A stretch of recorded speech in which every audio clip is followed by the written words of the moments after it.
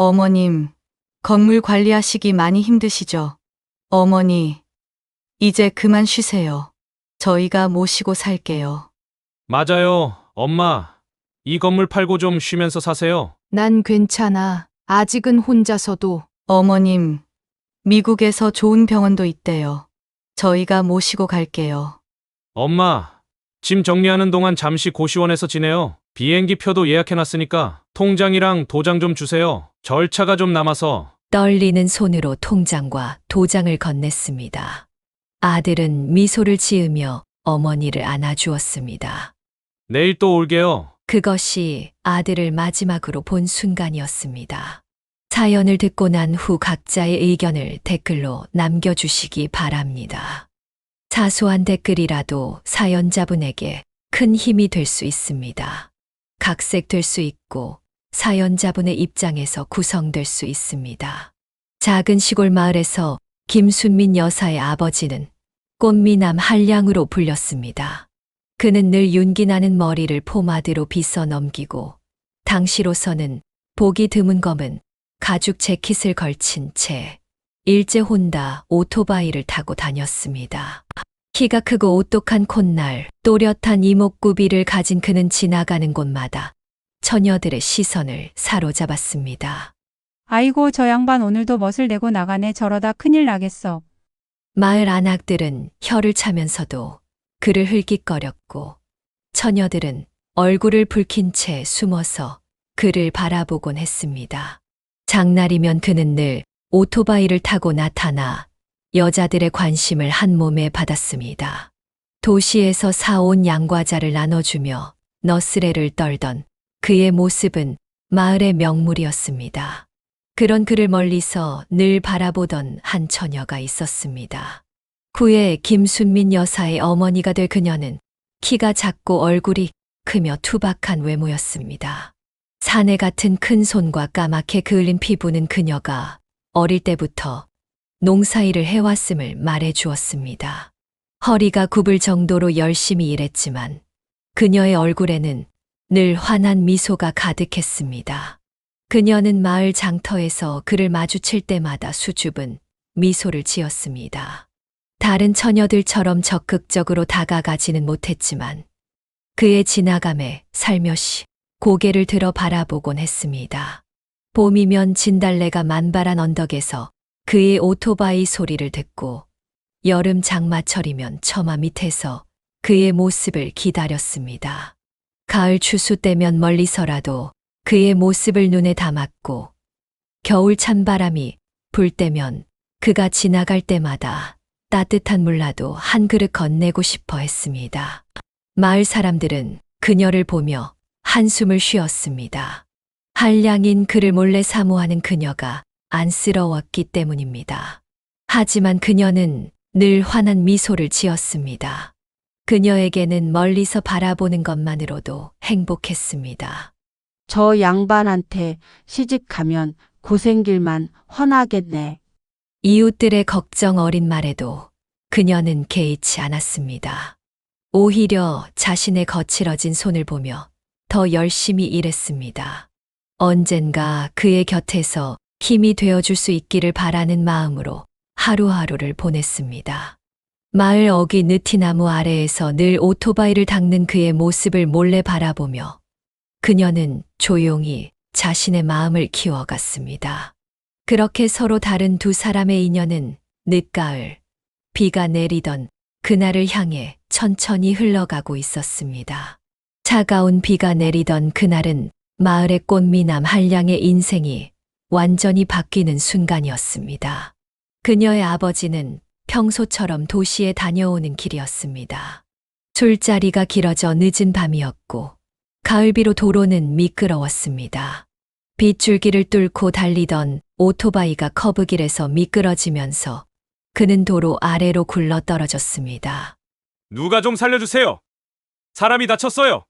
지나가던 트럭 운전사의 외침에 마을 사람들이 하나둘 모여들었습니다. 그 중에는 김순민 여사의 어머니도 있었습니다. 그녀는 망설임 없이 앞으로 나서서 그를 부축했습니다. 병원에서 받은 진단은 좋지 않았습니다. 왼쪽 다리는 심하게 부러져 평생 절뚝거리며 살아야 했고, 잘생겼던 얼굴에는 깊은 흉터가 생겼습니다. 수술 후 거울을 본 그는 처음으로 눈물을 보였습니다. 이제 끝이야. 이런 몰골로 어떻게 살아? 하지만 김순민 여사의 어머니는 매일같이 병원을 찾아와 그를 간호했습니다. 붕대를 갈아주고 식사를 먹여주고 재활 운동을 도와주었습니다. 그녀의 투박한 손길에는 따뜻한 정성이 담겨 있었습니다. 이제 그만 가봐요. 당신까지 이런 몰골 간호하느라 고생하지 말고. 처음에는 그저 미안한 마음에 받아들였던 그녀의 보살핌이었지만 시간이 지날수록 그는 그녀의 진심 어린 마음을 느낄 수 있었습니다. 멋진 외모 때문에 그를 쫓아다니던 다른 처녀들은 하나둘 발길을 끊었지만 그녀만은 한결같았습니다. 나 같은 병신이랑 결혼해서 고생하고 싶어? 당신은 제 마음속에서 여전히 가장 멋진 사람이에요. 그렇게 6개월간의 입원 생활이 끝나고 그들은 작은 혼례를 올렸습니다. 화려한 예식도 값비싼 예물도 없었지만 서로를 향한 마음만은 그 어느 때보다 진실했습니다. 이제부터 내가 당신 곁에서 평생 지켜줄게. 절뚝거리는 다리로도 그는 일을 시작했습니다. 더 이상 오토바이를 탈 수는 없었지만 대신 마을의 작은 잡화점을 열었습니다. 흉터가 남은 얼굴로도 그는 웃음을 잃지 않으려 했습니다. 그의 변화를 지켜보던 마을 사람들은 이제야 진짜 사람이 되었다며 고개를 끄덕였습니다. 결혼 이듬해 봄 그들 사이에서 김순민 여사가 태어났습니다. 꽃이 만발한 4월의 어느 날 그녀의 첫 울음소리가 마을에 울려 퍼졌습니다. 흉터가 남은 얼굴로도 그는 환하게 웃으며 아기를 받아들었습니다. 우리 순민이는 꼭 어머니처럼 착하고 아름다운 사람이 될 거야. 아니야. 아버지처럼 멋진 사람이 될 거야. 그렇게 한량에서 가장이 된 아버지와 투박한 아내였던 어머니 사이에서 김순민 여사의 이야기가 시작되었습니다.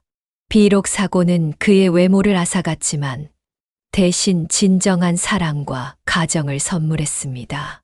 그것은 운명이 그들에게 준 또 다른 축복이었는지도 모릅니다. 김순민 여사가 3살이 되던 해부터 가정의 분위기가 조금씩 달라지기 시작했습니다. 잡화점 운영이 시원찮다며 한숨 쉬던 아버지는 어느 날부터 도박에 손을 대기 시작했습니다. 처음에는 마을 어귀 느티나무 아래에서 하는 화투놀이 정도였습니다. 하지만 점차 도시의 도박장을 드나들기 시작했고 결국 잡화점 수입의 상당 부분을 잃게 되었습니다. 여보, 제발 그만해요. 순민이도 있는데. 어머니의 말에도 아버지는 귀를 기울이지 않았습니다. 오히려 도박 자금을 마련하기 위해 집안의 돈을 훔쳐가기 시작했습니다. 어머니가 고구마를 팔아 모은 돈이 사라지기도 하고 김장김치를 담그려고 준비해둔 돈이 없어지기도 했습니다. 아버지, 또 술 마셨어? 5살이 된 김순민 여사는 매일 밤 아버지의 만취한 모습을 보며 자랐습니다. 술에 취한 아버지는 마치 다른 사람처럼 변했습니다. 얼굴의 흉터가 더욱 붉게 달아오르고 절뚝거리는 다리로 휘청거리며 들어와서는 집안을 온통 뒤집어 놓았습니다. 돈 어딨어? 돈이 있을 거 아니야? 여보, 없어요. 다 생활비로 썼다고 했잖아요. 거짓말 하지 마! 그럴 때면 어머니는 어린 순민이를 방 안으로 밀어넣고 아버지의 폭력을 온몸으로 막아섰습니다. 방문 틈으로 새어나오는 어머니의 울음소리와 아버지의 고함소리는 어린 순민이의 가슴에 깊은 상처를 남겼습니다. 엄마, 울지 마. 어린 순민이는 이불 속에 숨어 귀를 막은 채 떨었습니다. 아침이 되면 어머니는 멍든 얼굴을 가리고 마치 아무 일도 없었다는 듯이 아침상을 차렸습니다. 아버지는 숙취에 시달리며 잠든 채로 있었고 그런 날이면 순민이는 아침밥도 먹지 않고 도망치듯 학교로 향했습니다. 순민아, 너네 아버지 또 도박하러 갔다며? 순민이 아버지, 어제 또 동네 망신시켰다면서? 이웃들의 수군거림은 날이 갈수록 커져갔습니다. 예전에는 꽃미남 한량이라며 너그럽게 봐주던 마을 사람들도 이제는 고개를 절레절레 흔들었습니다. 어린 순민이는 그런 소문들이 싫어서 골목길로만 다녔습니다. 난 절대로 아버지 같은 사람이랑은 결혼 안 할 거야. 10살이 되어갈 무렵 김순민 여사는 마음속으로 늘 이런 다짐을 했습니다. 술에 취해 폭력을 휘두르는 아버지의 모습은 그녀의 어린 마음 속에 지울 수 없는 그림자를 드리웠습니다. 어머니는 남편의 폭력에도 불구하고 꿋꿋이 가정을 지키려 했습니다. 낮에는 장사를 하고 밤에는 이웃집 일을 도와주며 생활비를 벌었습니다. 하지만 아버지가 돈을 훔쳐 달아날 때마다 그녀의 어깨는 더욱 무거워졌습니다. 당신이 왜 이렇게 됐어요? 예전의 당신으로 돌아와줘요. 어느 날 밤 어머니의 흐느끼는 소리를 들으며 김순민 여사는 처음으로 자신의 존재를 원망했습니다. 자신 때문에 어머니가 이혼도 못하고 이런 고통을 참고 있다고 생각했기 때문입니다. 그렇게 불안과 공포, 원망이 뒤섞인 그늘 속에서 김순민 여사의 어린 시절은 흘러갔습니다. 한때는 마을에서 가장 멋진 남자였던 아버지는 이제 마을의 주정뱅이로 전락했고 그의 흉터난 얼굴은 더 이상 사랑스럽지 않은 공포의 대상이 되어버렸습니다. 그해 여름은 유난히도 뜨거웠습니다. 김순민 여사가 12살이 되던 해였습니다. 아버지의 도박 빚은 날이 갈수록 늘어만 갔고 어머니는 그 빚을 갚기 위해 2중, 3중의 노동을 해야만 했습니다. 순민아, 이번 주까지만 참아. 운동회 때는 꼭 새 고무신 신기게 해줄게. 땀으로 범벅이 된 얼굴로 어머니는 약속했습니다. 다른 친구들은 모두 흰색 운동화를 신고 다녔지만 김순민 여사는 달아빠진 고무신을 신고 다녔습니다. 양말도 기워 신었습니다. 엄마, 그냥 이거 신을게요. 너무 덥잖아요. 아니야. 우리 순민이 이번 운동회 때는 예쁜 신발 신고 달리는 모습 보고 싶어. 그날도 어머니는 새벽부터 일을 나갔습니다. 마을 장터에서 채소를 팔고 점심때는 인근 농가의 일손을 도왔습니다. 오후가 되자 땡볕은 더욱 맹렬히 내리쬐냈습니다. 논에서 일하던 다른 일꾼들은 하나둘 그늘로 피했지만 어머니는 쉬지 않았습니다. 이제 그만하고 들어가시지. 조금만 더 할게요. 오늘 품삯 받으면 순민이 신발 살 수 있어요. 허리를 펴지도 못한 채 논바닥을 기어다니며 김을 매던 어머니는 갑자기 휘청거리기 시작했습니다. 얼굴이 새빨갛게 달아올랐고 온몸에서는 식은땀이 흘렀습니다. 괜찮으세요? 예, 잠깐만요. 그러나 그것이 어머니의 마지막 말이 되고 말았습니다. 어머니는 그 자리에서 그대로 쓰러졌고 구급차가 도착했을 때는 이미 숨을 거둔 후였습니다. 열사병이었습니다. 엄마, 일어나요, 제발. 김순민 여사는 어머니의 차가워진 손을 잡고 울부짖었습니다. 장터에서 채소를 팔다 딸의 소식을 듣고 달려온 아버지는 술에 취해 있었습니다. 여보, 미안해. 내가 미안해. 뒤늦은 후회의 눈물을 흘리는 아버지를 보며 김순민 여사는 처음으로 증오심을 느꼈습니다. 어머니의 장례식 내내 그녀는 한마디도 하지 않았습니다. 다만 가슴 속에서 끓어오르는 자책감과 분노를 사겼습니다. 엄마, 미안해요. 내가 새 신발 갖고 싶다고 해서. 어머니의 장례를 치르고 난 후 김순민 여사는 어머니가 마지막으로 남긴 봉투를 발견했습니다. 그 안에는 꼬깃꼬깃 접힌 1,000원짜리 지폐 10장과 쪽지 1장이 들어 있었습니다. 우리 순민이 운동회 때 신을 신발 사려고 모은 거야. 엄마가 약속 지킬게. 그날 이후로 김순민 여사는 매일 밤 같은 악몽을 꾸었습니다. 뜨거운 땡볕 아래에서 쓰러지는 어머니의 모습, 자신을 위해 마지막까지 일하다 돌아가신 어머니의 모습이 끊임없이 반복되었습니다. 다신 새 신발 같은 거 안 신을게요. 제발 돌아와 주세요. 12살 소녀의 가슴에 새겨진 그 죄책감은 세월이 흘러도 지워지지 않았습니다. 어머니가 남긴 마지막 돈으로 산 하얀 운동화는 평생 김순민 여사의 방 한 구석에 고이 모셔져 있었습니다. 그것은 어머니의 마지막 사랑이자 그녀의 영원한 상처가 되었습니다. 어머니의 장례식이 끝나고 일주일 동안 아버지는 방에서 나오지 않았습니다. 김순민 여사는 이웃집에서 얻어먹는 끼니로 겨우 버텼습니다. 12살 소녀의 어깨는 너무나 무거웠습니다.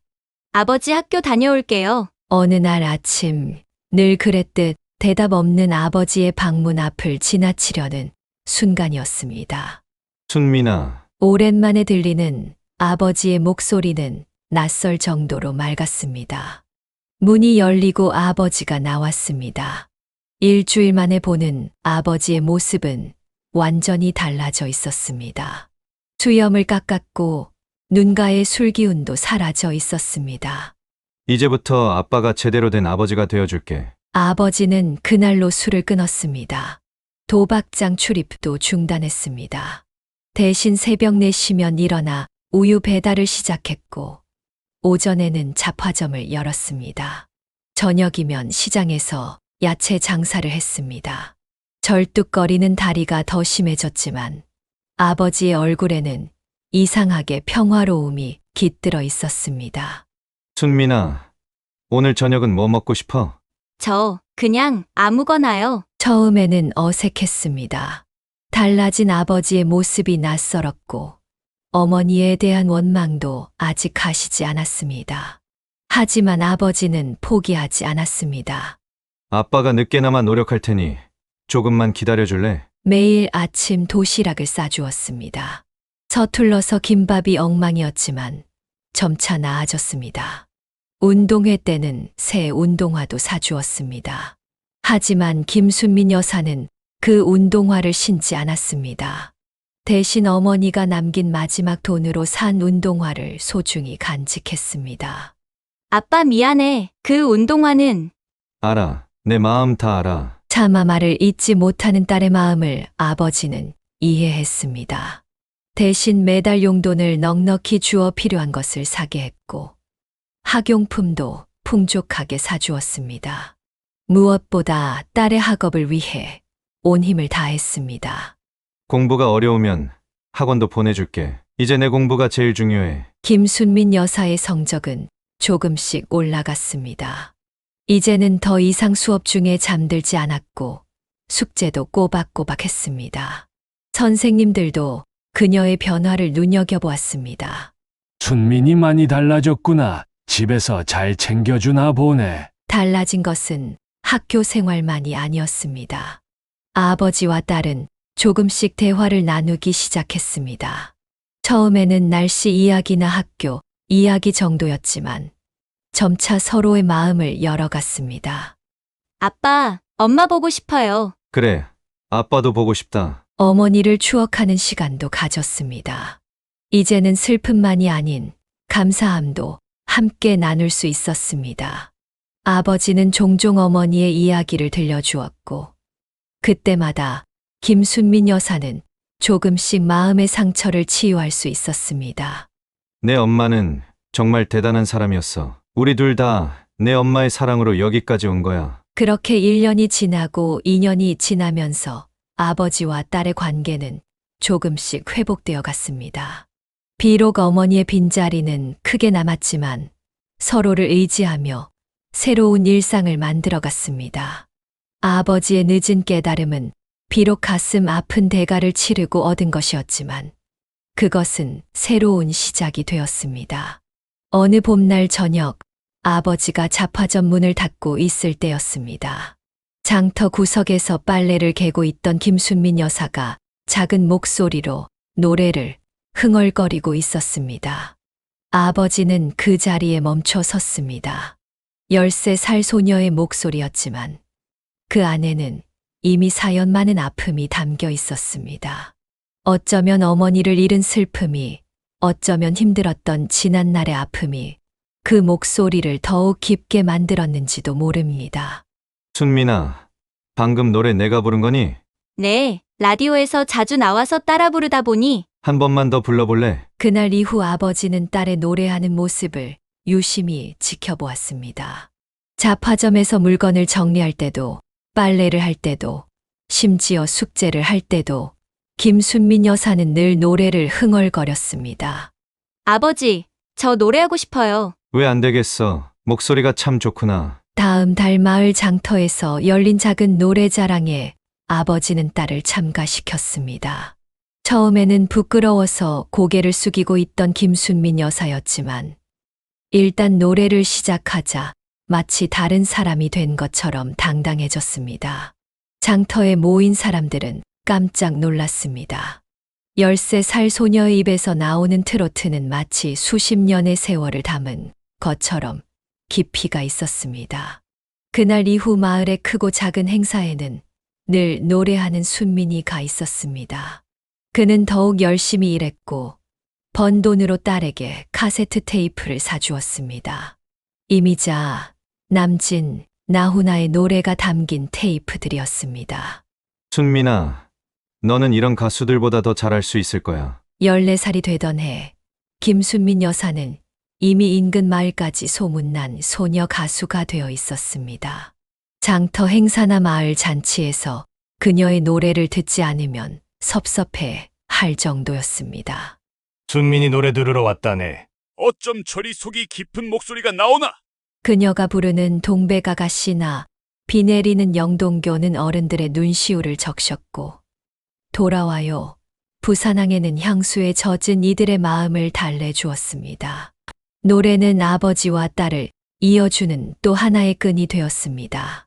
함께 노래를 고르고 가사를 외우고 무대를 준비하면서 둘은 더욱 가까워졌습니다. 때로는 아버지가 절뚝거리는 다리로 장단을 맞춰주기도 했습니다. 우리 순민이가 저렇게 노래를 잘하다니. 그 어머니, 복을 타고났나 보네. 마을 사람들의 이야기처럼 어쩌면 그것은 어머니가 남겨준 마지막 선물이었는지도 모릅니다. 노래를 부를 때면 김순민 여사의 얼굴은 그 어느 때보다도 어머니를 닮아 있었습니다. 그러던 어느 날 김순민 여사의 일상은 예고 없이 무너져 내렸습니다. 그날도 평소처럼 장터에서 노래를 부르고 돌아왔을 때였습니다. 순민아, 아버지 좀 뵙자고 하시네. 아버지의 목소리가 어딘가 조심스러웠습니다. 잡화점 안에는 고급스러운 옷차림의 중년 여성이 앉아 있었습니다. 파마한 머리에 금반지를 낀 손가락으로 찻잔을 만지작거리고 있었습니다. 앞으로 이분이 내 새어머니가 되실 거다. 김순민 여사의 귓가에서 위민거리는 소리가 났습니다. 새어머니는 시내에서 대규모 포목점을 운영하는 돈 많은 과부였습니다. 아버지보다 나이가 많았지만 그녀의 재력은 마을 전체를 살 수 있을 정도였습니다. 여보, 우리 이제 서울로 가요. 이런 시골에서 살 필요 없잖아요. 새어머니의 말 한마디에 15년간 살아온 마을을 떠나 서울의 40평대 아파트로 이사하게 되었습니다. 김순민 여사는 처음 보는 높은 건물과 낯선 환경에 적응하느라 힘들었습니다.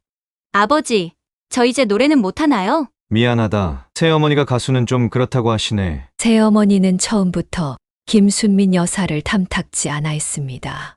특히 그녀가 장터에서 노래하는 것을 몹시 싫어했습니다. 여보, 당신 딸이 저렇게 장터에서 노래 부르고 다니면 우리 체면이 깎이잖아요. 저는 노래가 좋아서. 내가 뭘 안다고.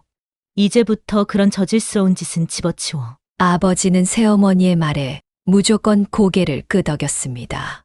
예전에 당당하고 자신감 넘치던 모습은 온데간데 없이 사라졌습니다. 돈 많은 새어머니 앞에서 그는 그저 순한 양이 되어 있었습니다. 아이고, 이런 촌년이 우리 집에서 살면 어쩌나. 새어머니는 끊임없이 김순민 여사의 흠을 잡았습니다. 걸음걸이가 촌스럽다. 말투가 거칠다. 심지어 얼굴이 못생겼다는 말까지 서슴없이 내뱉었습니다. 결국 중학교 2학년이 되던 해봄, 새어머니는 결정적인 한마디를 했습니다. 여보, 이제 슬슬 아이를 가져야 하지 않을까요? 근데 순민이가 있으면. 그날 저녁 아버지는 김순민 여사를 불렀습니다. 떨리는 손으로 봉투 하나를 내밀었습니다. 순민아, 미안하다. 당분간 너 혼자 살아야 할 것 같구나. 집에서 40분 거리의 작은 원룸이었습니다. 월세와 최소한의 생활비만 받으며 혼자 살아야 했습니다. 15살의 어린 나이에 홀로 서기를 시작해야 했습니다.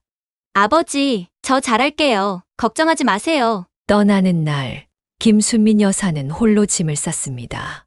어머니가 남긴 운동화와 몇 장의 카세트 테이프만을 챙겼습니다. 새어머니는 현관에서 등을 돌린 채 서 있었고, 아버지는 고개를 숙인 채 한마디도 하지 못했습니다. 원룸은 지하였습니다. 습기 찬 공기와 곰팡이 냄새가 가득했지만, 이제 이곳이 그녀의 집이었습니다. 밤이면 천장에서 들리는 발자국 소리에 잠을 설쳤고, 아침이면 차가운 이불을 껴안은 채 혼자 울었습니다. 엄마, 보고 싶어요. 매일 밤 어머니를 그리워하며 잠이 들었습니다. 이제는 더 이상 장터에서 노래를 부를 수도 없었고, 아버지와 대화를 나눌 수도 없었습니다. 한 달에 한 번 생활비를 받으러 갈 때면 새어머니의 차가운 눈초리를 피해 현관에서 돈을 받아야 했습니다. 20살 생일날 아침, 김순민 여사는 평소보다 일찍 현관을 나섰습니다. 매달 받던 생활비를 받으러 가는 날이었습니다. 하지만 이날은 달랐습니다. 이제 다 컸으니 알아서 살아라. 더 이상 생활비는 없다. 새어머니의 차가운 목소리와 함께 현관문이 쾅 하고 닫혔습니다. 귓가에 윙윙거리는 소리를 들으며 그녀는 한참을 계단에 서 있었습니다. 아버지는 안 계신가요? 떨리는 목소리로 물었지만 대답은 돌아오지 않았습니다. 지하 원룸으로 돌아온 그녀는 통장 잔고를 확인했습니다. 남은 돈은 고작 15만 원. 다음 달 월세도 내지 못할 금액이었습니다. 이제 어떡하지? 며칠을 고민하던 그녀는 결심을 했습니다. 예전처럼 노래로 살아가기로 한 것입니다. 하지만 이번에는 장터가 아닌 유흥가의 밤무대였습니다. 처음 면접을 보러 갔을 때 업주는 그녀를 위아래로 훑어보더니 한숨을 쉬었습니다. 얼굴이 저래서야 손님들이 좋아하겠나? 그래도 목소리만은 인정받았습니다. 밤 10시부터 새벽 4시까지 그녀는 무대에서 노래를 불렀습니다. 취객들의 야유와 몹쓸 장난도 견뎌야 했습니다. 야, 저 뚱뚱한 년은 뭐야? 얼굴도 크고. 에이, 목소리는 괜찮은데 성형 한번 하면 되겠어. 매일 밤 들리는 모욕적인 말들이 가슴에 피멍으로 남았습니다. 하지만 그녀는 꿋꿋이 노래를 이어갔습니다. 첫 달 월급으로 밀린 월세를 내고 조금씩 돈을 모으기 시작했습니다. 언니, 성형외과 한번 가봐요. 요즘은 많이 발달했다던데. 같이 일하는 언니의 말에 처음에는 고개를 저었습니다. 하지만 매일 밤 거울을 보며 자신의 얼굴을 마주할 때마다 흔들리기 시작했습니다. 엄마, 저 이제 제 얼굴 바꿔도 될까요? 결국 모은 돈으로 첫 번째 성형 수술을 받았습니다. 큰 얼굴을 조금 갸름하게 하고 넓은 코도 조금 높였습니다. 한 달의 회복 기간 동안 라면으로 끼니를 때워가며 견뎠습니다. 어머, 많이 예뻐졌네. 달라진 외모에 주변의 반응도 달라졌습니다. 하지만 그녀는 만족하지 않았습니다. 더 나은 모습이 되기 위해 다시 무대에 섰고 또다시 돈을 모았습니다. 이번에는 쌍꺼풀하고 턱도 좀 깎아볼까? 2년 동안 3번의 성형 수술을 받았습니다. 매번 수술 때마다 극심한 통증과 회복 과정을 견뎌야 했지만 그녀는 포기하지 않았습니다. 그 과정에서 노래 실력도 더욱 늘었습니다. 이제는 업소에서도 인정받는 가수가 되었습니다. 취객들의 모욕적인 발언도 줄었고 대우도 조금씩 나아졌습니다. 하지만 그녀의 마음 한구석에는 여전히 허전함이 자리 잡고 있었습니다. 아버지, 보고 싶다. 밤무대를 마치고 돌아오는 새벽길. 그녀는 종종 아버지의 아파트 앞을 서성였습니다. 하지만 한 번도 초인종을 누르지는 못했습니다. 대신 어머니가 남긴 운동화를 꺼내보며 위로를 받았습니다. 엄마, 저 이제 예뻐졌죠? 하지만 전 여전히 엄마를 닮고 싶어요. 그렇게 20살의 겨울부터 22살의 여름까지 김순민 여사는 홀로 자신의 길을 걸어갔습니다.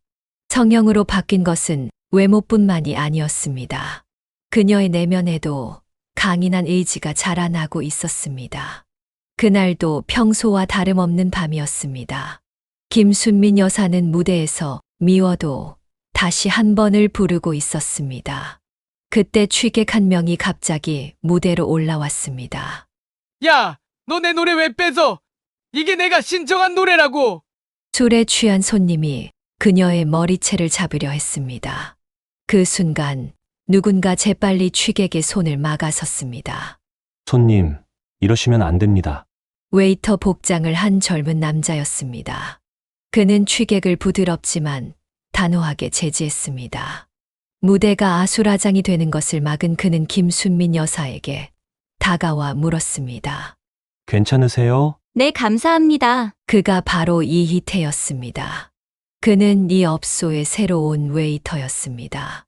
그날 이후 이희태는 늘 무대 근처에서 그녀를 지켜보았습니다.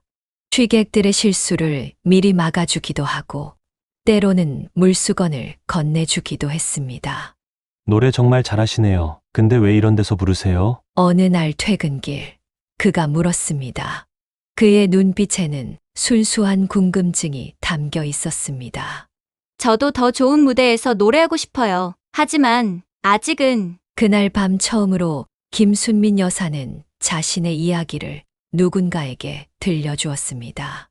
어머니의 죽음, 아버지와의 이별, 강제 독립, 그리고 성형수술까지.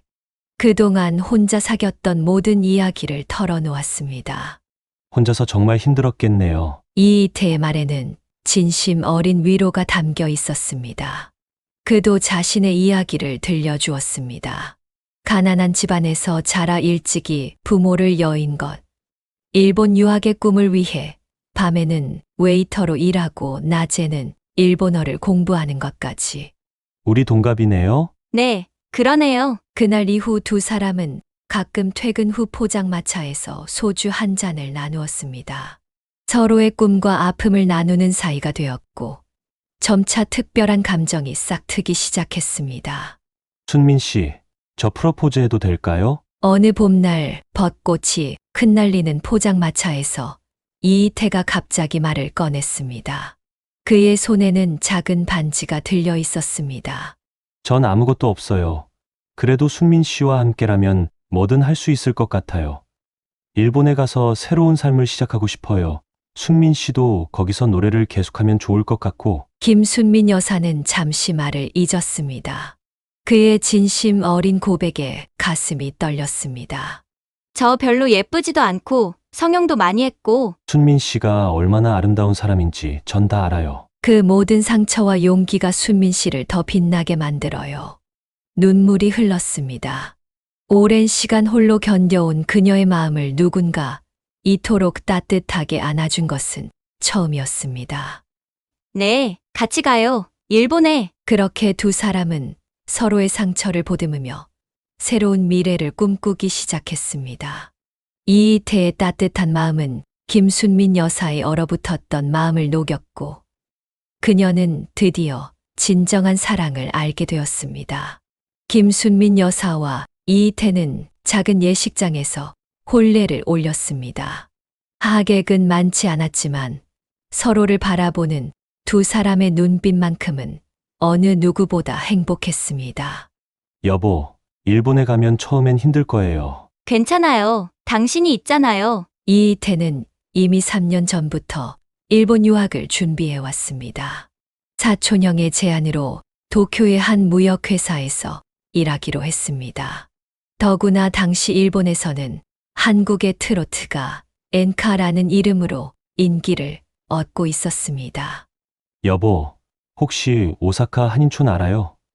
거기 코리아타운에 우리 노래가 많이 울려 퍼진대요. 새 신랑은 아내를 위해 꼼꼼히 정보를 수집했습니다. 오사카의 이쿠노구는 제1교포들이 많이 사는 곳이었고, 거기에는 한국 가요를 부를 수 있는 무대도 여러 곳 있었습니다. 결혼 한 달 후 두 사람은 일본행 배를 탔습니다. 이태는 도쿄에서 무역회사 일하면서 경영학을 공부하기로 했고, 김순민 여사는 근처 한인촌에서 노래를 부르기로 했습니다. 이쿠노구에서 시작해서 천천히 일본 무대로 나가면 될 거예요. 처음에는 모든 것이 낯설었습니다. 언어도 음식도 문화도 달랐습니다. 하지만 한인촌에서 만난 제1교포들은 그녀의 노래의 향수를 느꼈고 점차 입소문이 나기 시작했습니다. 주말이면 도쿄에서 일하는 남편이 그녀에게 왔고 평일에는 김순민 여사가 도쿄로 올라갔습니다. 힘들었지만 서로를 위한 시간이었기에 행복했습니다. 여보, 나 좋은 소식이 있어요. 결혼한 지 6개월이 되던 날, 김순민 여사는 임신 소식을 전했습니다. 놀랍게도 같은 날 남편도 정직원 채용 소식을 들고 왔습니다. 우리 이제 도쿄로 올라올 수 있겠어요. 회사에서 숙소도 제공해준대요. 임신 소식과 함께 도쿄로의 이주가 결정되었습니다. 오사카에서 쌓은 명성 덕분에 도쿄의 한인회관에서도 그녀의 공연을 요청해 왔습니다. 아기가 생겼다고 해서 노래를 포기할 필요는 없잖아요. 남편의 전폭적인 지지 속에 김순민 여사는 임신 중에도 조심스럽게 공연을 이어갔습니다. 때로는 입덧을 하면서도 무대에 섰고 배가 불러올수록 더욱 깊어진 감성으로 관객들의 마음을 사로잡았습니다. 이제 정말 행복해질 수 있겠죠? 도쿄의 작은 맨션에서 새 삶을 시작하며 두 사람은 더없이 행복한 나날을 보냈습니다. 주말이면 요요기 공원을 산책하고 긴자의 거리를 걸으며 아기의 이름을 고르기도 했습니다. 우리 아기는 아버지처럼 든든하고 어머니처럼 노래도 잘하겠죠? 임신 6개월 그녀의 배는 날로 불러왔고 도쿄의 봄은 그 어느 때보다 아름다워 보였습니다. 하지만 그들은 알지 못했습니다. 이 행복이 얼마나 짧을지를. 도쿄를 강타한 지진은 그들의 행복을 순식간에 앗아갔습니다. 임신 7개월째였던 김순민 여사는 그날 아침 일찍 한인회관에서 있을 공연 준비를 위해 먼저 나섰고 이태는 조금 더 자고 출근하기로 했습니다. 여보, 난 먼저 나갈게. 오늘 리허설이 있어서. 응. 조심히 가. 저녁에 봐. 이것이 남편과 나눈 마지막 대화가 되었습니다. 한인회관에서 리허설을 하던 중 갑자기 땅이 흔들리기 시작했습니다. 처음에는 작은 진동이었지만 순식간에 건물 전체가 흔들렸습니다. 모두 밖으로 나가세요, 빨리! 한인회관은 다행히 견고한 건물이었습니다. 모두가 무사히 대피했지만 김순민 여사의 마음은 불안했습니다. 남편이 있는 맨션이 오래된 건물이었기 때문입니다. 여보, 전화 좀 받아줘. 하지만 전화는 연결되지 않았습니다. 지진이 잠잠해지자마자 그녀는 택시를 타고 맨션으로 향했습니다. 도로는 이미 혼잡했고 군데군데 건물이 무너져 있었습니다. 저기 사는데 제발. 맨션이 있던 자리에는 폐허만이 남아 있었습니다. 6층짜리 건물이 마치 종이처럼 구겨져 있었습니다. 구조대원들이 이미 현장에서 작업을 하고 있었습니다. 우리 남편이 4층에 있는데. 임신한 몸으로 그녀는 현장을 헤매며 남편을 찾았습니다. 시간이 흐를수록 희망은 줄어들었고 결국 저녁이 되어서야 끔찍한 소식을 들어야 했습니다. 구조대원의 말이 끝나기도 전에 그녀는 그 자리에 주저앉고 말았습니다. 갑자기 배에서 통증이 왔습니다. 응급실로 실려간 그녀는 조산의 위험을 겪어야 했습니다. 제발 우리 아기만이라도. 일주일간 입원해 있는 동안 한인회관 사람들이 장례를 치러 주었습니다. 이이태의 시신은 건물 잔해 속에서 발견되었습니다. 그는 지진이 일어났을 때 샤워를 하고 있었던 것으로 추정되었습니다. 당신 없이 어떻게 살아요? 퇴원 후 그녀는 남편이 떠난 자리를 정리해야 했습니다. 회사에서 받은 보험금과 위로금이 있었지만 그것으로도 남편의 빈자리를 채울 수는 없었습니다. 우리 아기 아빠 닮았으면 좋겠다. 배 속의 아이만이 그녀의 유일한 희망이었습니다. 더 이상 일본에 있을 이유도 힘도 없었습니다. 뱃속의 아이를 위해서라도 고국으로 돌아가야 했습니다. 여보, 미안해요. 나 먼저 한국으로 돌아갈게요. 남편과 함께 왔던 그 배를 이번에는 혼자 타야 했습니다. 갑판에서 바라보는 도쿄의 마지막 풍경은 마치 꿈처럼 아득했습니다. 7개월의 배를 안고 서 있는 그녀의 뒤로 가을 햇살이 쓸쓸하게 비쳤습니다. 바다 건너 한국으로 가는 길, 그녀의 눈가에는 끊임없이 눈물이 흘렀습니다. 김순민 여사는 홀로 진통을 겪어야 했습니다. 인천의 작은 산부인과 병실에서 그녀는 남편의 이름을 부르며 힘겨운 진통을 버텨냈습니다. 20시간이 넘는 진통 끝에 마침내 아기의 울음소리가 병실에 울려 퍼졌습니다. 3.4kg의 건강한 사내아이였습니다. 아기의 얼굴은 꼭 남편을 닮아 있었습니다. 내 아빠 닮아서 정말 다행이다. 남편이 지어둔 이름 그대로 아이를 유근이라 이름 지었습니다. 아기를 품에 안은 순간 그녀는 새로운 결심을 했습니다. 이제는 더 이상 울 수 없었습니다. 아이를 위해 강해져야 했습니다. 아가, 엄마가 꼭 잘 키울게. 퇴원 후 그녀는 일본에서 받은 보험금과 위로금으로 서울 변두리의 낡은 3층 건물을 구입했습니다. 1층은 조그만 가게를 내주고 2층과 3층은 월세를 놓았습니다. 그녀와 아기는 반지하에 살기로 했습니다. 아기 우유값이라도 벌어야 하니까. 처음에는 모든 것이 서툴렀습니다. 아기 기저귀 갈기도, 젖병 소독하기도, 월세 관리하기도 낯설기만 했습니다. 하지만 그녀는 포기하지 않았습니다. 수민 씨, 혼자서 어떻게 아기 키우시려고? 이웃들의 걱정 어린 시선도 있었지만 그녀는 묵묵히 자신의 길을 걸었습니다. 아침 일찍 일어나 건물 청소를 하고 낮에는 아기를 돌보며 장부 정리를 했습니다. 밤에는 독학으로 부동산 관리 공부를 했습니다. 유근아, 조금만 기다려. 엄마가 더 좋은 집으로 옮겨갈 수 있게 열심히 할게. 월세가 밀린 세입자를 독촉하는 일도, 수도관이 터져 한밤중에 수리공을 부르는 일도 많았습니다. 하지만 그녀는 매달 조금씩 저축을 했고 알뜰하게 살림을 꾸려 나갔습니다. 수민아, 이제 노래는 안 하나? 가끔 옛 동료들이 찾아와 물었지만 그녀는 고개를 저었습니다. 이제는 노래할 때가 아니었습니다. 아들을 위해, 생존을 위해 발버둥 쳐야 했습니다. 지금은 유근이가 더 중요해요. 유근이가 돌이 되던 날, 그녀는 처음으로 작은 잔치를 열었습니다. 세입자들과 이웃들이 모여 잔치를 축하해 주었습니다. 그날 밤 그녀는 오랜만에 남편의 사진을 꺼내 보았습니다. 여보, 우리 아들 잘 크고 있죠? 걱정하지 마세요. 세월이 흐르면서 그녀는 조금씩 건물주로서의 역량을 키워갔습니다. 세입자 관리는 물론 건물 보수와 관리도 능숙해졌습니다. 힘들 때마다 그녀는 유근이의 얼굴을 보며 힘을 냈습니다. 엄마가 열심히 해서 나중에 더 큰 건물도 살 거야. 그래서 유근이 대학도 보내고. 그렇게 하루하루를 버텨내며 김순민 여사는 홀로 아들을 키우는 강인한 싱글맘으로 성장해 갔습니다.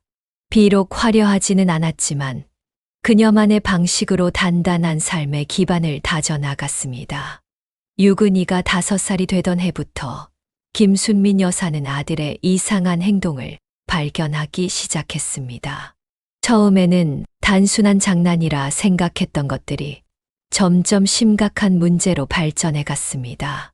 선생님, 죄송합니다. 다시는 이런 일이 없도록 하겠습니다. 유치원에서 처음 불려갔을 때 유근이는 친구의 장난감을 부수고 웃고 있었다고 했습니다. 그때만 해도 김순민 여사는 아이의 변화를 기대했습니다. 유근아, 왜 그랬어? 친구들이랑 사이좋게 지내야지. 재미있어서요. 무표정하게 대답하는 아들의 눈빛이 차갑게 느껴졌습니다. 초등학교에 입학하고 나서는 상황이 더욱 악화되었습니다. 동물들을 괴롭히는 장면이 목격되기 시작했습니다. 애완동물 가게 고양이를 몰래 풀어놓고 돌로 던졌다네요. 학교 화단에 새 둥지를 일부러 부수고 다닌대요. 매번 학교에서 불려갈 때마다 김순민 여사는 아들의 행동을 변명할 수 없었습니다. 다만 더 이상의 문제가 없기를 기도할 뿐이었습니다. 유근아, 엄마가 뭐가 부족했니? 그냥 재미있어서 그래요. 중학교에 들어가면서 유근의 문제 행동은 극에 달했습니다. 이제는 단순한 장난이 아닌 범죄 수준의 행동들이 시작되었습니다. 다른 학생들의 돈을 빼앗고 폭력을 휘두르기 시작했습니다. 이번엔 정말 심각합니다. 피해 학생이 전치사주예요. 결국 18살에 첫 소년원 생활이 시작되었습니다. 면회를 갈 때마다 김순민 여사는 가슴이 무너져 내렸습니다. 엄마, 나 이제 정신 차렸어요. 다시는 이러지 않을게요. 하지만 그의 약속은 늘 공허했습니다. 소년원에서 나온 지 2달 만에 다시 사고를 쳤고 이번에는 더 큰 범죄였습니다. 편의점 강도 미수. 다행히 미수에 그쳤지만 다시 소년원으로 돌아가야 했습니다. 전생에 내가 무슨 죄를 지었길래. 밤마다 김순민 여사는 울었습니다. 남편의 사진을 보며 매일 밤 속삭였습니다. 20살이 되던 해 유근은 마침내 성인 교도소에 수감되었습니다. 이번에는 조직폭력배와 연루되었습니다. 엄마, 미안해요. 근데 나 돈 좀 붙여줘요. 면회실에서 만난 아들은 여전히 반성의 기미가 없었습니다. 오히려 교도소 생활을 자랑스럽게 여기는 듯 했습니다. 난 이제 조직에서 인정받았어요. 형님들이 잘 봐주신대요. 그의 말을 들으며 김순민 여사는 자신의 모든 희생이 물거품이 된 것 같았습니다. 힘들게 모은 재산의 상당 부분이 아들의 합의금과 벌금으로 나가버렸습니다. 내가 뭘 잘못한 걸까? 전문가들은 부친의 부재가 원인일 수 있다고 했습니다. 하지만 그녀는 알고 있었습니다. 그것은 단순한 문제가 아니었습니다. 아들의 눈빛에는 태어날 때부터 무언가 다른 것이 있었습니다. 그렇게 유근은 25이 될 때까지 교도소와 바깥을 들락날락했고 그때마다 김순민 여사의 가슴에는 더 깊은 상처가 새겨졌습니다.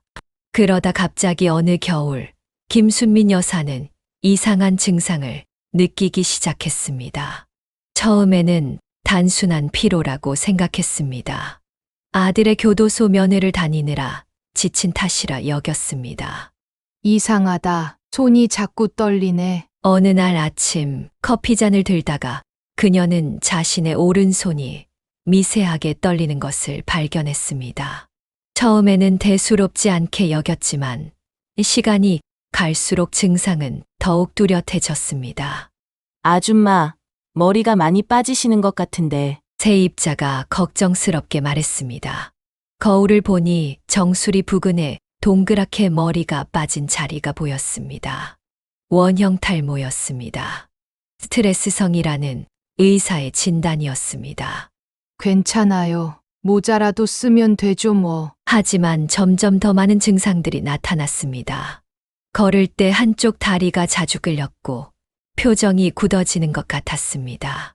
글씨를 쓸 때면 손이 더욱 심하게 떨렸습니다. 김순민님, 파킨슨병 초기 증상으로 보입니다. 대학병원 신경과 의사의 진단은 청천벽력 같았습니다. 아직 55밖에 되지 않은 나이였습니다. 의사는 스트레스가 발병을 앞당겼을 수 있다고 했습니다. 완치는 불가능한가요? 아니요. 하지만 약물로 증상을 조절하면서 관리할 수는 있습니다. 그날 이후 그녀의 가방에는 늘 여러 가지 약들이 들어 있었습니다. 아침, 점심, 저녁으로 먹어야 하는 약들. 시간을 어기면 안 되는 약들. 그녀의 하루는 약 복용 시간표에 맞춰 돌아가기 시작했습니다. 엄마, 왜 이렇게 떨어요? 교도소 면회실에서 아들은 어머니의 달라진 모습을 발견했습니다. 하지만 그는 여전히 자신의 문제와 돈 이야기만 했습니다. 그의 무심한 태도에 그녀의 병은 더욱 빠르게 진행되는 것만 같았습니다. 이제는 계단도 조심해서 올라가셔야 해요. 난간을 꼭 잡고 다니세요. 건물 관리도 점점 힘들어졌습니다. 예전처럼 재빠르게 움직일 수 없었고 세입자들을 만나는 것도 부담스러워졌습니다. 떨리는 손과 굳어가는 표정이 싫었습니다. 매일 아침 거울을 보며 표정 운동을 했습니다. 의사가 알려준 대로 얼굴 근육을 움직이고 손 운동을 했습니다. 하지만 시간이 갈수록 모든 것이 더욱 힘들어졌습니다. 뇌 속에 도파민이 부족해서 생기는 병이라고 했습니다. 그녀는 웃었습니다. 아들을 키우며 겪은 수많은 고통이 결국 뇌를 갉아먹은 것 같았습니다. 그래도 살아야지. 아직 할 일이 남았으니까. 혼자서 약을 꺼내 먹는 것도 힘들어졌지만 그녀는 포기하지 않았습니다. 떨리는 손으로 약봉지를 열고 굳어가는 입으로 약을 삼키며 그녀는 하루하루를 버텨냈습니다. 봄이 오면 공원에 나가 걸었습니다. 느리게, 아주 느리게. 가을이면 단풍을 보러 갔습니다. 비록 예전처럼 멀리 가지는 못했지만 그녀는 자신만의 방식으로 삶을 이어나갔습니다. 병을 이기진 못해도 받아들일 수는 있어. 그렇게 그녀는 파킨슨병과 함께 사는 법을 배워갔습니다. 떨리는 손과 굳어가는 몸을 받아들이며 그녀는 또 다른 삶의 방식을 찾아가고 있었습니다. 아들은 3년형을 마치고 출소했습니다. 이번에는 달라진 것처럼 보였습니다. 엄마, 이제 정신 차렸어요. 미국 가서 공부도 하고 싶고 새 삶을 살고 싶어요. 파킨슨병으로 힘들어하는 어머니 앞에서 그는 처음으로 진지한 모습을 보였습니다. 김순민 여사는 마지막이라는 심정으로 적금을 깨서 아들의 미국행을 지원했습니다. 제발 잘 살아라. 로스앤젤레스의 한 어학원에 등록한 유구는 처음 몇 달은 정말 열심히 살았습니다. 매주 전화도 했고 어머니의 병을 걱정하는 문자도 보냈습니다. 하지만 그것도 잠시였습니다. 엄마, 사업 기회가 생겼어요. 한인타운에서 식당을. 또다시 돈을 요구하기 시작했습니다. 어머니가 보내준 사업 자금은 도박으로 날렸고 한인사회에서 사기 행각을 벌이다 경찰의 수배를 받게 되었습니다. 죄송해요, 엄마. 이번엔 진짜 잘못했어요. 한국 들어가서 조용히 살게요. 한국으로 귀국하기로 한 유구는 그곳에서 만난 재미교포 여성 제시카와 속전속결로 결혼을 했습니다. 제시카는 미국 시민권자였고 한국에서 영어 강사로 일하고 있었습니다. 여보, 어머님이 서울에 건물을 가지고 계시다고요? 제시카의 관심은 처음부터 김순민 여사의 재산에 있었습니다. 그녀 역시 로스앤젤레스에서 도박빚에 시달리다 한국으로 도피 온 상태였습니다. 그래요. 우리 엄마가 평생 모은 거예요. 그 건물만 있으면 우리도 미국에서 새 삶을 시작할 수 있을 텐데. 두 사람은 서로의 목적을 알면서도 모른 척했습니다. 유근의 전과 기록과 제시카의 도박빚, 그리고 김순민 여사의 건물. 모든 것이 맞아떨어졌습니다. 여보, 우리 어머님 모시고 미국 가서 살면 어떨까요? 파킨슨병 치료도 미국이 더 좋을 거고. 그렇게 그들은 완벽한 계획을 세웠습니다. 제시카는 자신의 시민권을 미끼로 유근을 미국으로 데려갈 수 있었고, 유근은 어머니의 건물을 노릴 수 있었습니다. 엄마, 이쪽은 제 와이프예요. 미국에서 만났어요. 김순민 여사는 놀랐습니다.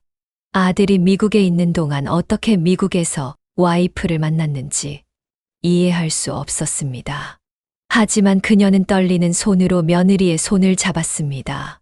어머님, 건물 관리하시기 많이 힘드시죠? 며느리의 말투는 다정했지만 어딘가 계산적인 느낌이 들었습니다. 그들은 매일같이 찾아와 어머니를 걱정하는 척했습니다. 어머니, 이제 그만 쉬세요. 저희가 모시고 살게요. 맞아요, 엄마. 이 건물 팔고 좀 쉬면서 사세요. 처음에는 거절했습니다. 이 건물은 그녀의 전부였습니다. 남편의 보험금으로 시작해 평생을 일구어온 터전이었습니다. 난 괜찮아. 아직은 혼자서도. 하지만 파킨슨병은 점점 더 심해졌고 건물 관리는 날이 갈수록 힘들어졌습니다. 아들 부부의 달콤한 말에 조금씩 마음이 흔들렸습니다. 어머님, 미국에서 좋은 병원도 있대요. 저희가 모시고 갈게요. 결국 그녀는 건물을 내놓았습니다. 30년 가까이 살아온 곳을 떠나기로 한 것입니다. 15억이라는 거금이 통장에 들어왔습니다. 엄마, 짐 정리하는 동안 잠시 고시원에서 지내요. 비행기 표도 예약해놨으니까. 아들은 어머니를 서울역 근처의 한 고시원으로 데려갔습니다. 좁은 방이었지만 며칠만 지내면 된다는 생각에 참았습니다. 통장이랑 도장 좀 주세요. 절차가 좀 남아서. 떨리는 손으로 통장과 도장을 건넸습니다. 아들은 미소를 지으며 어머니를 안아주었습니다. 내일 또 올게요. 그것이 아들을 마지막으로 본 순간이었습니다. 그 다음 날도 아들 부부는 나타나지 않았습니다. 전화는 꺼져 있었고 문자도 읽지 않았습니다. 유근아, 엄마야. 일주일이 지나고 한 달이 지나도 소식이 없었습니다. 경찰에 신고했지만 이미 아들 부부는 미국으로 출국한 뒤였습니다. 통장 비밀번호는 아들의 생일로 설정했는데 그 사이 통장 잔고는 모두 비워져 있었습니다. 어떻게 이럴 수가. 고시원의 좁은 방에서 그녀는 쓰러졌습니다. 파킨슨병 약도 떨어져 가는데 이제는 살 곳도 돈도 없었습니다. 평생을 바쳐 키운 아들에게 모든 것을 빼앗긴 것입니다. 여보, 우리 아들이, 우리 유근이가. 남편의 사진을 보며 그녀는 밤새 울었습니다. 아들의 어린 시절 사진을 꺼내보았습니다. 언제부터 그의 마음이 이렇게 차갑게 변했는지, 어디서부터 잘못된 것인지 알 수 없었습니다. 고시원 주인은 그녀를 불쌍히 여겨 당분간 머물게 해주었습니다. 파킨슨병으로 떨리는 손으로 라면을 끓여 먹으며 그녀는 이제 정말 모든 것을 잃었다고 생각했습니다. 고시원 생활 한 달째, 김순민 여사는 더 이상 약을 살 돈조차 없었습니다. 떨리는 손으로 복도 끝 공동 화장실을 다녀오는 것조차 힘겨웠던 어느 날이었습니다. 제가 부축해 드릴게요. 따뜻한 목소리와 함께 누군가 그녀의 팔을 조심스럽게 잡아주었습니다. 25살쯤 되어 보이는 젊은 여성이었습니다. 청순한 외모의 맑은 눈빛을 가진 그녀는 옆방에 사는 미소라고 했습니다. 고마워요. 근데 이 늙은이 때문에 고생하네. 아니에요. 저도 할머니 생각나서 그래요. 고아원에서 자랄 때 많이 돌봐주셨거든요. 미소는 부산의 한 고아원에서 자랐다고 했습니다. 대학을 졸업하고 서울로 올라와 취업을 준비하며 고시원에서 지내고 있었습니다. 그날 이후 미소는 매일 김순민 여사를 찾아왔습니다. 아주머니, 오늘은 제가 끓인 미역국 좀 드셔보세요. 약 드실 시간이에요. 제가 물 떠다 드릴게요. 미소의 정성 어린 보살핌은 마치 친딸 같았습니다. 그녀는 김순민 여사의 약 복용 시간을 꼼꼼히 체크하고 식사도 챙겼습니다. 때로는 밤늦게 귀가에서도 꼭 들러 안부를 물었습니다. 미소야, 너무 고마워. 아주머니가 돌아가신 저희 어머니 닮으셨어요. 그래서 더 잘해드리고 싶어요. 어느 날 밤, 둘은 처음으로 속 깊은 이야기를 나누었습니다. 미소는 자신의 이야기를 들려주었습니다. 생후 100일 때 고아원 앞에 버려졌다는 것, 할머니처럼 따르던 보육원 선생님이 돌아가신 후 더욱 외로웠다는 것, 그래도 열심히 공부해서 대학까지 졸업했다는 것까지. 나는 아들한테 모든 걸 빼앗겼어. 김순민 여사도 처음으로 자신의 이야기를 털어놓았습니다. 일본에서 남편을 잃은 일, 홀로 아들을 키우며 고생한 일, 그리고 결국 아들에게 배신당한 일까지. 이야기를 들은 미소의 눈에는 눈물이 고였습니다. 아주머니, 이제부터는 제가 딸이 되어드릴게요. 그 말에 김순민 여사도 눈물을 흘렸습니다. 친자식에게 버림받은 어머니와 버려진 아이, 두 사람의 상처는 서로를 보듬어 주었습니다.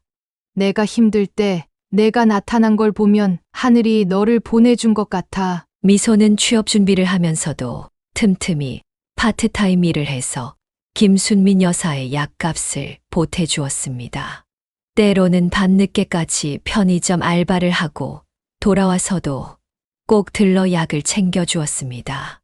아주머니, 제가 취직하면 꼭 모시고 살 거예요. 그런 걱정은 하지 마. 너는 내 앞길을 걱정해야지. 하지만 미소는 매일같이 김순민 여사에게 희망을 심어주었습니다.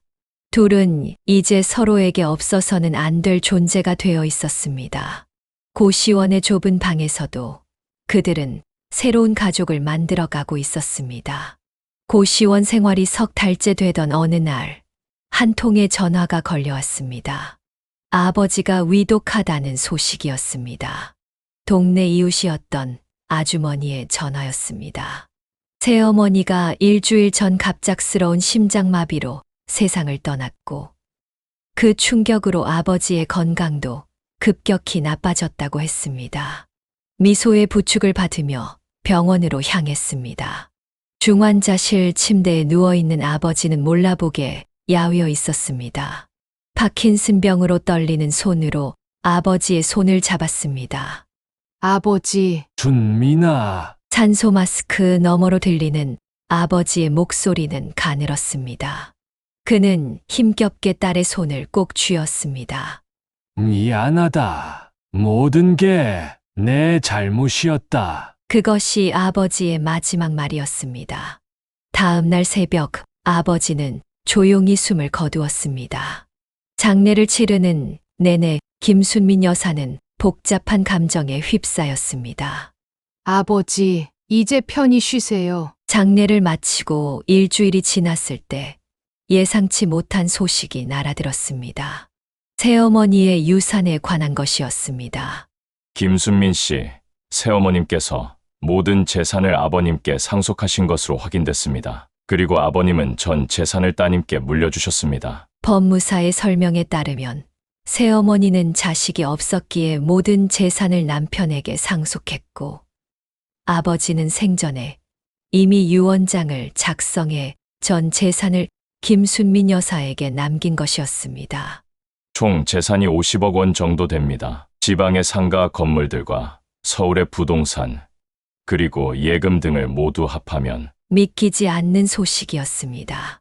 고시원에서 끼니를 걱정하며 지내던 그녀에게 이 소식은 마치 꿈만 같았습니다. 아버지가 이런 준비를 하고 계셨다니. 나중에 알게 된 사실이지만 새어머니는 말년에 많이 후회했다고 했습니다. 김순민 여사를 냉대했던 것, 그녀를 집에서 내쫓았던 것을 미우치며 살았다는 것입니다. 당신 딸한테 미안해. 내가 잘못했어. 그것이 새어머니의 마지막 고백이었다고 합니다. 아버지는 그 말을 듣고 재산을 딸에게 물려주기로 결심했던 것입니다. 아주머니, 이제 고시원에서 나오실 수 있겠네요. 미소가 기뻐하며 말했습니다. 김순민 여사는 복잡한 마음으로 하늘을 올려다보았습니다. 아버지와 새어머니의 마지막 선물이 이렇게 찾아올 줄은 몰랐습니다. 이제 새로 시작할 수 있겠구나. 50억 원이라는 거액의 유산. 하지만 그보다 더 값진 것은 아버지의 마지막 사과였습니다. 비록 늦었지만 그녀는 아버지의 진심을 느낄 수 있었습니다. 유산 상속 절차가 마무리되고 얼마 지나지 않은 어느 날 김순민 여사는 미소를 불렀습니다. 강남의 한 고급 찻집이었습니다. 미소야, 너한테 할 말이 있어. 네. 아주머니 무슨 일이신데요? 김순민 여사는 떨리는 손으로 서류 한 장을 꺼냈습니다. 입양 서류였습니다. 네, 내 딸이 되어주겠니? 미소의 눈에 순식간에 눈물이 고였습니다. 정말 괜찮으시겠어요? 이제 나도 내가 필요해. 친딸처럼 너를 사랑하고 싶어. 성인 입양의 절차는 생각보다 복잡했습니다. 서류 준비에 몇 달이 걸렸고 미소의 고아원 기록과 호적 정리에도 시간이 필요했습니다. 하지만 두 사람은 차근차근 준비해 나갔습니다. 어머니, 이제 어머니라고 불러도 될까요? 그래, 이제 내가 내 딸이니까. 서대문구의 한 아파트 단지에서 새 집을 보러 다닐 때는 두 사람 다 설레는 마음을 감출 수 없었습니다. 결국 40평대의 남향 아파트를 선택했습니다. 어머니, 이 방은 어머니 침실로 하고 옆방은 제가 쓸게요. 거실은 좀 더 밝은 커튼으로 바꾸면 좋겠다. 새 집 꾸미기에 열중하는 동안 입양 절차도 순조롭게 진행되었습니다. 마침내 법원에서 입양이 최종 승인되었다는 통지를 받았을 때 두 사람은 서로를 꼭 끌어안았습니다. 이제 진짜 모녀가 된 거네요, 어머니. 그래, 우리 딸. 새 아파트로 이사하는 날, 김순민 여사는 특별한 선물을 준비했습니다. 어머니가 남겨준 운동화였습니다. 이건 내 어머니, 내 할머니가 남겨주신 거야. 이제 우리 가족의 소중한 보물이 될 거야. 미소는 그 운동화를 조심스럽게 받아들었습니다. 그것은 단순한 신발이 아닌 새 세대를 이어주는 특별한 유산이었습니다. 새로운 생활이 시작되었습니다. 미소는 취직에 성공해 대기업 사무직으로 일하게 되었고, 퇴근 후에는 어머니의 파킨슨병 간호를 정성껏 했습니다. 어머니, 오늘은 제가 배운 안마법으로 해드릴게요. 우리 딸 덕분에 요즘 많이 좋아졌어. 주말이면 둘은 함께 요리를 했습니다. 미소는 어머니에게 요리를 배우며 서로의 이야기를 나누었습니다. 김순민 여사의 젊은 시절 이야기, 미소의 고아원 생활 이야기, 그리고 앞으로의 꿈 이야기까지. 어머니, 저도 나중에 어머니처럼 좋은 엄마가 되고 싶어요. 넌 이미 최고의 딸이야. 유근이가 남긴 상처는 여전히 아팠지만 미소와 함께하는 새로운 삶은 그 아픔을 조금씩 치유해 주었습니다. 혈연으로 맺어진 가족보다 더 깊은 사랑과 신뢰로 두 사람은 진정한 모녀가 되어갔습니다. 평화로운 일상을 보내던 어느 날이었습니다. 현관 초인종이 요란하게 울렸습니다. 엄마, 문 좀 열어주세요. 저예요, 유근이에요. 미소가 문을 열자 유근과 제시카가 서 있었습니다. 유근의 손에는 서류 봉투가 들려 있었고, 제시카는 비싼 명품 가방을 메고 있었습니다. 어머니, 저희가 잘못했어요. 이제 뉘우치고 돌아왔어요. 아들 부부는 거실에 무릎을 꿇었습니다. 제시카는 눈물까지 글썽이며 용서를 빌었습니다. 유근은 서류 봉투를 내밀었습니다. 엄마, 여기 15억 있어요. 다 갚으려고 가져왔어요. 김순민 여사는 파킨슨병으로 떨리는 손으로 차를 마시며 묵묵히 그들의 이야기를 들었습니다. 미국에서 양심의 가책을 느꼈다는 것, 어머니를 잊을 수 없었다는 것, 이제는 진정으로 효도하고 싶다는 것까지. 그런데 엄마가 50억을 상속받으셨다면서요? 제시카의 말에 방 안의 공기가 얼어붙었습니다. 유근이 이어 말했습니다. 엄마, 우리도 가족이잖아요. 그 돈 좀 나눠주세요. 미국에서 사업하려면 얼마나 더 필요하다는 거니? 글쎄요, 한 20억 정도? 그 순간 김순민 여사의 떨리는 손이 멈췄습니다. 천천히 찻잔을 내려놓았습니다. 너희들 또 도둑질하러 온 거구나. 엄마, 그게 무슨 말씀이세요? 저희는 진심으로. 진심, 내가 알기나 하는 말이니? 김순민 여사는 천천히 일어났습니다. 파킨슨병 때문에 몸은 떨렸지만 목소리만큼은 단단했습니다. 내가 고시원에서 죽어가고 있을 때는 어디 있었니? 약 살 돈도 없어서 떨고 있을 때는? 그건 저희가 정말 큰 잘못을 했지만 이제 와서 50억 때문에 돌아왔다고? 내가 그렇게 어리석어 보이니? 미소가 조용히 녹음기를 켜놓은 제 옆에 서 있었습니다. 육은 부부의 말 한마디 한마디가 고스란히 녹음되고 있었습니다. 어머니, 우리 그냥 경찰에 신고하시죠. 미소의 말에 육은 부부의 얼굴이 창백해졌습니다. 이거 협박이에요. 우리도 가만히 있지 않을 거예요. 나가라. 김순민 여사의 목소리는 차가웠습니다. 엄마, 그래도 전 당신 아들이에요. 내 아들은 이미 죽었다. 고시원에서 내가 죽어가고 있을 때 함께 죽었어. 그럼 그 돈은요? 15억은 돌려받으시는 거예요? 그 돈도 가져가. 내 양심을 사는 값으로. 유근은 마지막으로 돈 뭉치를 집어들었습니다. 제시카와 함께 현관문을 나서며 돕기 어린 목소리로 말했습니다. 후회하실 거예요. 우리가 가만히 있지 않을. 경찰에 신고하면 너희는 특수사기죄로 끝나지 않을 거야. 미국으로 도망가 봐야 소용없어. 미소의 차가운 목소리에 유근 부부는 더 이상 말을 잇지 못했습니다. 문이 쾅 하고 닫혔습니다. 이제 정말 끝났구나. 그날 밤 김순민 여사는 오랜만에 편하게 잠들 수 있었습니다. 마지막 짐을 내려놓은 것처럼 그녀의 어깨는 이제 가벼워졌습니다. 김순민 여사는 미소와 함께 평화로운 일상을 보내고 있습니다. 아파트 창가에는 매일 아침 따스한 햇살이 비춥니다. 어머니, 오늘은 공원에 벚꽃이 활짝 폈더라고요. 산책 가보실까요? 그래.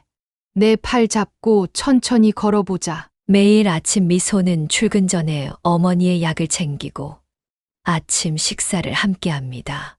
파킨슨병은 여전하지만 규칙적인 생활과 미소의 정성 덕분에 안정적으로 관리되고 있습니다. 어머니, 제가 오늘은 일찍 퇴근할 수 있대요. 저녁에 같이 영화 볼까요? 좋지. 너랑 보내는 시간이 제일 행복해. 주말이면 두 사람은 함께 요리를 합니다. 김순민 여사가 젊은 시절 배운 요리들을 미소에게 가르쳐주고 미소는 인터넷으로 배운 새로운 레시피를 어머니와 나눕니다. 어머니 된장찌개는 정말 세상에서 제일 맛있어요. 너는 내 음식을 늘 맛있다고 해주니 이렇게 기쁠 수가. 가끔은 동네 노인정에 가서 노래를 부르기도 합니다. 비록 파킨슨병 때문에 목소리가 떨리지만 김순민 여사의 트로트는 여전히 사람들의 마음을 울립니다. 미소는 회사에서 승진도 하고 때로는 해외 출장도 다녀옵니다. 하지만 언제나 어머니를 먼저 생각합니다. 출장 가기 전에는 항상 일주일치 약을 요일별로 정리해두고 가까운 이웃에게도 부탁을 해둡니다. 딸 자식도 저렇게 효도할 수 있나. 독하게 키운 자식보다 낫네. 이웃들은 혈연도 아닌데 이토록 애틋한 모녀의 정을 보며 감탄합니다. 명절이면 두 사람은 조용히 차례를 지내고 나들이를 갑니다. 남편의 사진 앞에 음식을 차려놓고 지난 이야기들을 나누며 웃고 울기도 합니다. 여보, 보고 계시죠? 우리 이제 정말 행복해요. 흰 머리가 늘었고 주름도 깊어졌지만 그녀의 미소는 여전히 따뜻합니다. 미소는 이제 마흔을 바라보는 중년이 되었지만 어머니 곁에서는 여전히 어린 딸입니다. 어머니, 이제 저도 나이를 먹어가네요. 너는 내 눈에는 영원히 우리 귀여운 딸이야. 저녁이면 두 사람은 작은 베란다에 앉아 차를 마십니다. 미소는 회사 이야기를 들려주고 김순민 여사는 옛날 이야기를 들려줍니다. 어머니가 남긴 운동화는 이제 거실 장식장에 소중히 보관되어 있습니다. 미소야, 너를 만난 게 내 인생 최고의 행운이야. 저도요, 어머니. 제가 세상에서 제일 복받은 딸이에요. 힘들었던 과거는 이제 먼 기억이 되었습니다. 김순민 여사의 남은 생은 딸과 함께하는 소소한 행복으로 가득 차 있습니다. 그녀는 이제 진정한 행복이 무엇인지 알게 되었습니다. 혈연으로 맺어진 가족보다 더 소중한 인연이 있다는 것, 그리고 서로를 향한 진실된 사랑이 가장 큰 축복이라는 것을. 사연을 듣고 댓글을 남겨주시기 바랍니다. 사소한 의견일지라도 사연자분에게는 큰 힘이 됩니다. 노골적인 악성 댓글은 사연자분에게 상처가 될 수 있으니 삼가주시기 바랍니다.